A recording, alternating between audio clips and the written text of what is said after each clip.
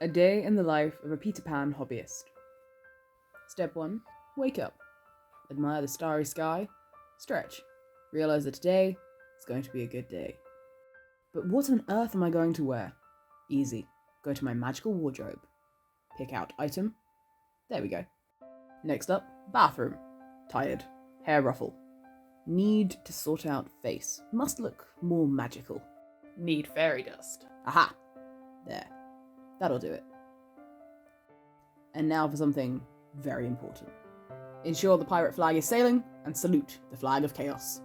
Immediately, the magic of the Neverland will bless you with 27 different ideas, and you will spend the rest of your morning filming various different TikToks explaining all of them. Then take a short break to do what you should never do. Read the comments section. Seriously, it gets dicey in there, guys. At some point, eventually stumbling across a comment that is so mind-blowingly ridiculous and easily debunked that you have to go immediately back to the source material, triple check your own work, just to reaffirm the fact that, no, you were in fact correct and do know your stuff.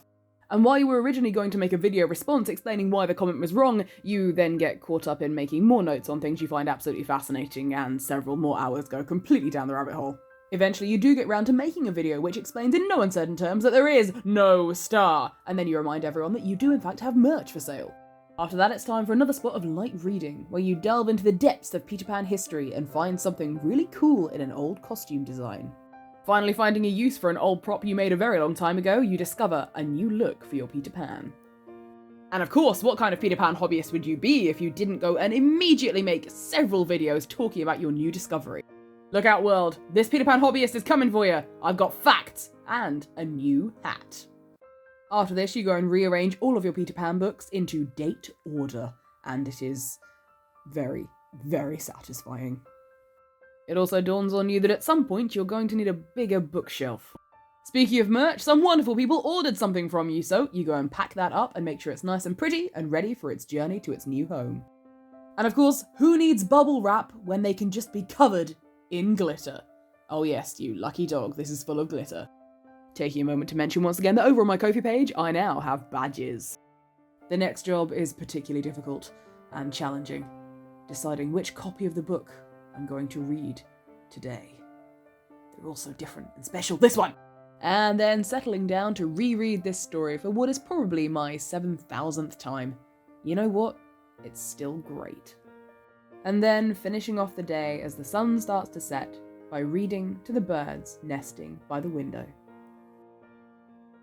To finish off this video celebrating the birthday of J.M. Barrie, I want to talk to you about some of the best parts of the Peter Pan story and some of the wonderful things that its legacy continues to do today. As a lot of us will probably already know, J.M. Barrie decided to donate all of the rights to the story of Peter Pan and all of the royalties to Great Ormond Street Hospital. These rights and royalties should have expired in 1987. However, the House of Lords actually ended up taking a vote and agreeing that Great Ormond Street Hospital could continue to receive the royalties and the rights and therefore get more money as the story of Peter Pan continues to be published and produced all over the world. And so the story of the boy who will never grow up will never stop helping the children at Great Ormond Street Hospital. So that's the impact this story has had. How about the story itself? Here are some truly heartwarming moments from the story of Peter Pan.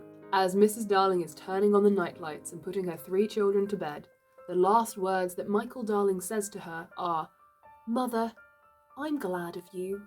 When Mrs. Darling is dressing to go to their evening party, she asks to borrow Wendy's bracelet, and Wendy so loves to loan her bracelet to her mother. Peter and the Lost Boys decide that it wouldn't be sufficiently respectful to try and carry Wendy into the underground home, so instead they build a little house all around her, exactly as she would like it. And now, when people build little playhouses for their children, or even great summer houses for their gardens, oftentimes they are called Wendy houses. Even the villainous Captain Hook is not all bad. J.M. Barrie writes that he had a love of flowers and sweet music. And then we come to Peter himself. While definitely not completely a hero, and certainly not a villain, Peter does have different aspects to his character, but some of the nicer ones are these.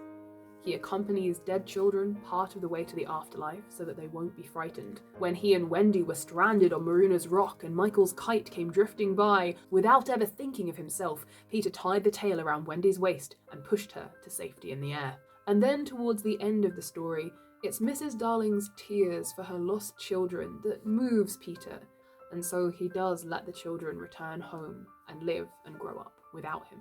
There is so much more that I could say about this story and the enduring legacy that it has, but the main thing I want to say today is that I am here to spread the love and the joy of this story, and I hope that through my various social media, be it my TikTok Peter Pan Facts series or my Neverland Watch playlist here, and hopefully through my movie adaptation that I am making over the course of this next year, I hope to bring some of the joy and the spark of this wonderful character and this wonderful story to all of you guys. Thank you for watching, and I hope you have a truly magical rest of your day.